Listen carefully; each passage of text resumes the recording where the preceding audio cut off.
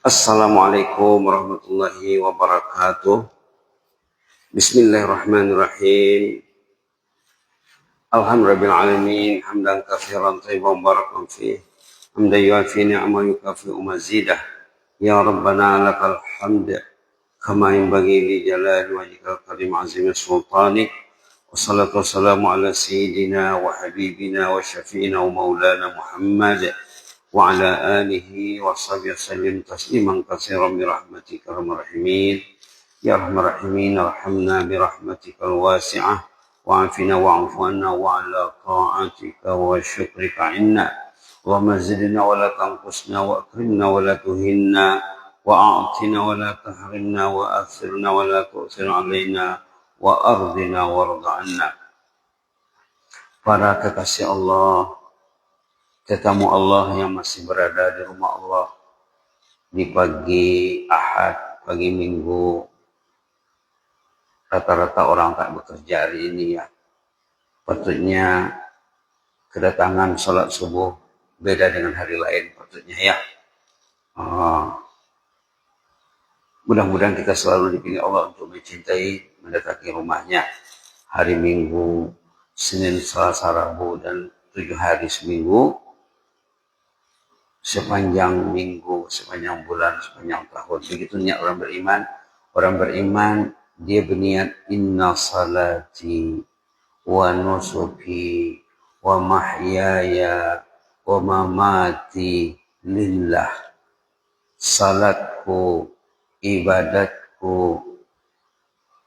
hidupku, matiku untuk Allah. Kita ini bergerak, bekerja, beraktivitas untuk Allah, artinya untuk melaksanakan ajaran agama Allah, untuk mencari ridha Allah. Inna salati wa nusuki wa mahyaya wa mamati lillahi rabbil alamin. Ada ayatnya dalam surah Al-An'am yang kita baca dalam doa istiftah ataupun doa iftitah. Nanti mudah-mudahan sempat pulang ke rumah, tengoklah ayat Bismillahirrahmanirrahim, ayat 162 surah Al-An'am halaman 150. In qul, di sini ada perintah qul. Tapi waktu kita baca tidak dibaca qulnya ya. Qul inna salati, katakanlah. Ayat 162 ya. Inna salati, salatku, wa nusuki, ibadatku, wa mahyaya, hidupku, wa mamati, matiku, hidup matiku, lillah, untuk Allah. Untuk Allah yang menjadikan kita, yang menentukan proses kejadian kita dalam rahim ibu masing-masing, yang menentukan proses kita dibesarkan dalam pangkuan keluarga, pendidikan dari awal, yang memberi kita yang paling penting Pak, yang antara lain yang jarang dibicarakan, fitrah namanya. Setiap anak yang lahir dibekali fitrah, belanja modal untuk hidup, untuk beriman kepada Allah. Manusia dijadikan untuk mengimani Allah, untuk menerapkan ajaran agama Allah. Itu maka dikasih Nabi, dikasih Al-Quran, dikasih masjid, dikasih ilmu. Cara orang bicara Pak ya, tentang fitrah. Nikmat iman orang sebut selalu, nikmat Islam sebut selalu. Nikmat fitrah tak disebut. Nikmat fitrah tak disebut. Setiap anak yang lahir dikasih modal, dikasih bekal untuk beriman kepada Allah. Dalam hadis dikatakan, kullu mauludin yuladu ala fitrah. Setiap anak yang lahir dilahirkan suci, bersih, seperti kertas putih, bersih. Dan dikasih bekal, dikasih modal, dikasih belanja untuk beriman kepada Allah. Kenapa bila sudah sekian tahun umurnya tidak mau sholat, tidak mau mengaji, tidak mau belajar, serba tak mau, apalagi di zaman sekarang. Fitrahnya sudah rusak. Kenapa dia dah besar, dah balik, tidak mau melangkah ke masjid? Fitrahnya sudah dicuri. Nah, tercuri. Ada ayat dalam surah An-Nisa mengatakan, subhanallah. Kerja utama iblis merusak-rusak fitrah. Mencuri, mengubah. Subhanallah. Halaman 97. Ayat 119, ayat 119. Ini tentang fitrah, Pak. Si ayah perlu tahu, si ibu perlu tahu, guru perlu tahu, bakal ayah, bakal ibu perlu tahu. Ayat 119. Subhanallah. Subhanallah. Ayatnya agak panjang. Wala udillannahum. Ini iblis bersumpah. Banyak sumpah iblis dalam Quran. Sumpah di depan Allah. Wala udillannahum. Aku akan sesatkan anak Adam itu. Wala umanniyannahum. Aku akan jadikan mereka hanyut dalam angan-angan. Angan-angannya banyak. Yang tak betul. Wala amurannahum. Falyubatikunna adzanal an'am. Wala amurannahum. Fala yughayyirunna khalqallah. Nah ini yang mau dititik beratkan Pak ya. Wala amurannahum. Fala yughayyirunna khalqallah. Kalau kita lihat tafsirnya di sinilah kerja iblis mengubah, mempengaruhi fitrah manusia supaya tidak mau sholat, supaya tidak mau mengaji, tidak mau belajar, tidak mau menambah ilmu, tidak cinta ulama, tidak cinta orang saleh, tidak cinta masjid. Subhanallah. Fala yughayyirunna khalqallah. Ini kalau kita lihat tafsirnya, inilah kerja iblis menukar fitrah manusia. Sepatutnya orang beriman mencintai Allah, mencintai masjid. Seperti di zaman Rasulullah. Orang salat subuh zaman Nabi mengatasi, mengalahi orang sembahyang hari raya di zaman kita. Karena fitrahnya terpelihara. Di zaman Nabi, kalau ada gejala-gejala yang lain, kelainan dalam masyarakat, tidak datang sembahyang subuh, nanti dicari orangnya. Yang mahal pada diri manusia itu fitrah, Pak. Bapak kalau tidak mau baca Quran, fitrah Pak dah rusak tuh. Nah, dah berapa tahun rusak? Dari usia SD, sekolah dasar, sekolah rendah kata orang Malaysia. Dari SD dia tak mau baca Quran. Nah, kita karena belajar anak-anak yang terjaga fitrahnya. Ada kisah seorang anak umur 9 tahun. Kalau Bapak mau ceritanya nanti bisa di forward linknya, Bapak bisa baca. Anak 9 tahun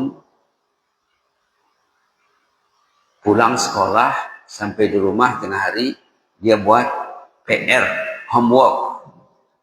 Dia buat tugas sekolah, sudah selesai buat tugas sekolah dia ambil sejadah. Kemudian dia ambil mushaf, dia ambil Quran. Dia mengaji. Datang ayahnya, nak, engkau baru pulang dari sekolah tadi. Sudah melaksanakan tugas rumah, kerja rumah, PR, homework, al-wajibil manzili. Istirahat dulu. Bermain-mainlah dengan temanmu dulu. Nantilah mengaji itu. Apa dia bilang? Sadiki Rabbi, sadiki Qur'ani wa ni'mas sadik. Temanku Allah, temanku Quran, sebaik-baik teman. Bila dia baca Quran, dia gembira, dia bahagia, dia happy. Sebaik-baik teman. Nah, kita kena belajar Pak, belajar dari sejarah orang yang baik-baik. Kalau anak disuruh mengaji tidak mau, kadang-kadang dalam mendidik anak ramai, tapi tak salah. Subhanallah. Subhanallah. Patutnya nggak begitu Pak ya. Itu cerita seorang anak perempuan. Anak perempuan nih, usia 9 tahun, pulang dari sekolah, diambilnya Quran, mengaji. Itu sudah kebiasaannya di rumah. Sadiki Rabbi, temanku Allah. Sadiki Qur'ani, temanku Quran. Wa ni'mas sadiq, sebaik-baik teman. Dia berteman dengan Al-Quran. Dia berteman dengan Allah. Nah, dalam karya Imam Ghazali, Imam sebut as-suhbah ma'allah, berteman dengan Allah. Ada pembicaraannya Pak. Teman kita, pasangan hidup, iya betul. Keluarga betul. Anak cucu betul. Teman kita nomor 1, Allah. Sadiki Rabbi, katanya. Temanku Allah. Temanku Rabbi. Sadiki Qur'ani, temanku Quran. Wa ni'mas sadiq, sebaik-baik teman. Jarang dibicarakan Pak tentang fitrah. Anak yang lahir, proses kejadiannya dalam dirinya Allah yang menentukan. Sudah dikasih bekal, modal belanja untuk mencintai Allah. Tapi bila jatuh anak tadi ke tangan ayah dan ibu yang tidak mencintai Allah, ayah pun tidak mencintai Allah, ibu juga, guru juga. Guru tidak mendidik anaknya untuk mencintai Allah. Dan sudah berubah. Maka dalam hadis katakan, kullu mauludin yuladu 'alal fitrah, setiap anak itu dilahirkan bersih suci, ayah dan ibu fa abuwahu yuhawwidanihi au yunasirani au yumajjisani. Ayah dan ibunya lah mencorakkan anak itu mau menjadi anak Yahudi, kalau yang Yahudi lah ya, mau jadi anak Nasrani, Majusi, atau anak yang tak tentu tujuan. Orang kita tak tentu tujuan. Kalau tentu tujuan, dia akan menuju masjid. Nggak jelas tujuannya. Tujuannya duit. Rupiah. Rupiah yang dicari tidak dapat juga. Mencari dunia tak dapat. Akhirat tinggal. Na'udzubillah. Dan dunia yang dicari itu akan tinggal. Rumah tinggal. Kendaraan tinggal. Kekayaan tinggal. Ahli keluarga akan ditinggalkan. Tidak tahu siapa yang duluan pergi. Tapi Allah bersamamu. Bersama Anda. Hidup dan mati. Inna salati wa nusuki wa mahyaya wa mamati lillahi rabbil alamin. Jadi berarti kita pagi ini memahami makna bacaan salat Pak ya. Memahami makna wajah itu. Inna salati wa nusuki wa mahyaya wa mati lillah. Salatku, ibadatku, hidup matiku untuk Allah. Karena kita ini inna lillah. Kita ini milik Allah. Wa inna ilaihi raji'un. Dan kita akan diambil oleh pemilik. Hidup ini amanah. Pertaruhan. Amanah. Allah kasih kita amanah hidup. Allah kasih kita amanah sehat, akal, fitrah. Nikmat ya juga. Ya nikmat, ya amanah. Setiap nikmat akan ditanya. Ayat dalam surah At-Takasur, "Sumalatus alunna yawma izin 'anin na'im." Sering dibaca surah Maghrib dan Isya ya. Sumalatus alunna yawma izin 'anin na'im. Subhanallah. Al-Hakum Takasur tuh Pak ya. Ayat 8. Sumalatus alunna yawma izin 'anin na'im, halaman 600. Sumalatus alunna yawma izin 'anin na'im. Kemudian kamu pasti ditanya tentang nikmat Allah, nikmat sehat, nikmat akal, nikmat kaki, nikmat masjid, nikmat azan, Ini nikmat. Nikmat Islam. Nikmat Quran. Allah akan menanya nikmat yang diberikannya kepada kita. Wa in ta'uddu ni'matallahi la tuhsuha. Kalau kita coba mengira, menghitung nikmat, tidak terhitung banyaknya. Tadi nikmat fitrah. Nikmat fitrah setelah dikasih modal, dikasih bekal untuk beriman, untuk mencintai Allah. Subhanallah. Jarang dibicarakan. Kenapa tak mau ke masjid? Fitrah dah rusak. Nah, bila fitrah rusak, hatinya pun turut rusak. Akalnya, nafsunya, semua kata orang Malaysia terjejas. Semua terganggu. Kalau fitrah rusak, semua terganggu. Semua terganggu. Subhanallah. Jadi kalau rajin Pak ya, cobalah cari bahan bacaan tentang fitrah. Kejadian manusia yang dijadikan Allah bahwa kullu mauludin yuladu ala fitrah. Setiap anak yang lahir dilahirkan suci, ayah ibunya lah yang membentuknya. Kemudian guru di sekolah. Kalau ayah ibu tak betul, guru tak betul sekolah, dia tak pergi ke masjid dia. Nah, ada pula cerita anak lelaki kelas 3 SD juga, tadi kelas 3, di bawah 10 tahun, gurunya pandai menjinaki hatinya di sekolah. Nah, katanya, kamu dari awal mesti sholat subuh di masjid. Kamu mesti mendidik dirimu. Belajar di waktu kecil seperti mengukir di atas batu. Maka anak itu pulang ke rumah, ingat cakap gurunya di sekolah, pesan gurunya, mesti sembahyang subuh ke masjid. Subhanallah. Tidak tidur dia semalam memikirkan macam mana nak ke masjid. Masjid jauh dari rumahnya. Ayah tidak ke masjid. Abang tidak ke masjid. Satu rumah tidak ke masjid. Saya mesti ke masjid. Tidak tidur dia memikirkan macam mana nak ke masjid besok pagi. Sampai azan subuh. Ini kalau Bapak mau ceritanya ada rujukannya Pak ya. Bisa saya kasih nanti linknya dalam majalah Manhajuna namanya. Yang tadi anak perempuan tadi dalam majalah Manhajuna juga. Itu perlu membaca Pak. Perlu memilih bacaan.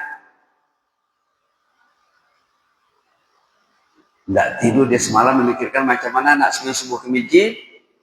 Subhanallah. Sampai azan subuh berkumandang, dia nangis. Dibukanya pintu depan, pintu utama rumahnya, dilihatnya kakek lewat.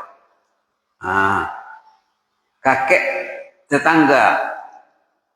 Dia coba mengikuti kakek dari belakang, jarak jauh. Dia tak berani menghampiri kakek itu karena takut nanti kakek itu larang dia ke masjid. Kamu masih kecil. Tidur saja. Takut dilarang oleh kakek tadi. Yang penting dia ke masjid bersama tetangga. Salat subuh bersama tetangga. Sehari, 2 hari, seminggu, 2 minggu, sebulan, atau berapa bulan. Atau berapa lama. Akhirnya meninggal kakek itu. Meninggallah tetangga yang selalu dia ikut ke masjid. Si anak tadi umur 9 tahun. Nangis dia. Nangis. Ayah ibunya heran. Nah, yang meninggal itu bukan kakekmu. Bukan teman sebayamu. Kenapa engkau menangis? Apa dia bilang? Kalau ayah meninggal lagi baik. Ayah meninggal lagi baik katanya. Karena ayah tidak ke masjid. Kakek itu ke masjid. Dialah temanku ke masjid selama ini. Ayah tidak tahu. Apa nak? Kalau ayah meninggal, aku tidak sedih. Seperti perginya kakek ini. Ini anak-anak kita perlu tahu cerita ini Pak ya. Ayah perlu tahu, ibu perlu tahu. Kalau ayah yang meninggal, aku tidak perlu sedih. Karena ayah tidak ke masjid. Kakek itulah temanku ke masjid selama ini. Malah aku menangis. Akhirnya apa kata si ayah? Beginilah nak, besok biarlah ayah ikut ke masjid. besok biarlah. Jadi anak tadi fitrahnya terjaga, terpelihara oleh guru di sekolah. Ayah di rumah tidak membantu, rumah tidak mendukung, tapi sekolah mendukung. Anak-anak kita sekolah tak mendukung, rumah tak mendukung, hancur masyarakat kita. Fitrah tadi diambil oleh iblis. Itulah ayatnya. Fala yughayyirunna khalqallah. Dibaca tafsir, ketemu coba ya. Iblis akan menukar fitrah suci yang dijadikan Allah pada diri si anak, diri si ayah. Ayah dari dia kecil memang tak ke masjid. Dirusak oleh ayahnya, oleh kakeknya. Begitulah turun-temurun fitrah tadi dicuri iblis. Fala yughayyirunna khalqallah. Ini ayatnya Pak. Iman yang kuat kalau fitrahnya baik. Tapi kalau fitrahnya dah rusak, modal utama itu dah diambil oleh setan. Susah. Mendengar ceramah ilmu tak masuk, dia tak faham, dia tak mengerti, tak ada motivasi. La ilaha illallah. Karena fitrah tadi sudah rusak. Tidak pernah dibicarakan. Khutbah Jumat pun tidak pernah disorot. Na'udzubillah. Jadi judul kita hari ini tentang fitrah Pak ya. Judul kemarin belum siap lagi tentang taubah. Nah, taubah itu juga taubat kata orang kita membaiki fitrah. Lihatlah ayat Quran tentang fitrah.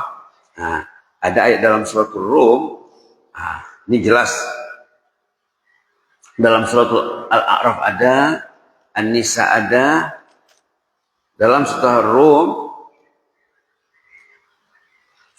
terang disebut di sana, fa'akim wajhaka lid-din hanifa fitratallahi allati fatara an-nas 'alaiha la tabdila li khalqillah. Halaman 407 ayat tentang fitrah. Jelas disebut di sini. Fitratallahi allati fatara an-nas 'alaiha. Kalau dalam surah Nisa tadi tidak jelas, tidak disebut secara langsung. Tapi di tafsirnya ada. Fa'akim wajhaka lid-din. Tegakkanlah, kerahkanlah hidupmu untuk agama Allah, hanifan, agama yang betul, yang lurus. Fitratallahi allati fataran nas 'alaiha. Jagalah fitrah yang Allah menciptakan manusia di atas fitrah ini. La tabdila li khalqillah. Jangan engkau tukar kejadian Allah, jangan engkau rusak-rusak fitrah tadi. Zalika dinul qayyim. Inilah agama yang betul. Walakin aksarun nasi la ya'lamun. Kebanyakan manusia tidak tahu. Tidak tahu ada fitrah. Tidak tahu fitrahnya sudah rusak. Fitrah istrinya sudah rusak. Kalau fitrah ayah ini rusak, macam mana melahirkan anak yang baik fitrahnya? Fitrah guru sekarang pun, guru di sekolah pun, karena fitrahnya pun tidak diurus dengan baik. Nak mengurus fitrah itu Al-Quran. Quran mesti di hati. Nak mengurus fitrah itu ilmu. Mendekati ulama, mendekati orang yang saleh. Menjauhi gejala-gejala yang merusak-rusak fitrah. Bila ini yang digemari, kita bulan tidak digemari lagi, fitrahnya sudah rusak ataupun tercuri, diambil oleh iblis. Na'udzubillah. Na'udzubillah. Ini terang Pak ya. Ayat 30 surah Ar-Rum. Fitratallahi allati fataran nas 'alaiha. Jagalah fitrah yang Allah menjadikan manusia atas dasar fitrah ini. Subhanallah. Subhanallah. Mudah-mudahan bermanfaat. Besok kita akan lanjut lagi Pak ya, insyaallah. Kalau sempat nanti dikemukakan hadisnya, ayatnya, untuk bahan renungan kita bersama. Mudah-mudahan kita semakin baik. Kita hari-hari mendengar azan. Orang yang fitrahnya terpelihara, kalau dengar azan itu happy dia. Yang paling bagus dalam hadis, waktu azan dia sudah di masjid. Yang paling bagus untuk hadis, Azan berkumandang dia sudah ada. Ya Allah, Engkau panggil aku sudah ada di rumahmu ya Allah. Terima kasih lah ya Allah. Syukur lah ya Allah. Mudah-mudahan gitu lah Pak ya. Jazakumullah khairan. Inni ubukum fillah wa astagfirullah. Wassalamualaikum warahmatullahi wabarakatuh.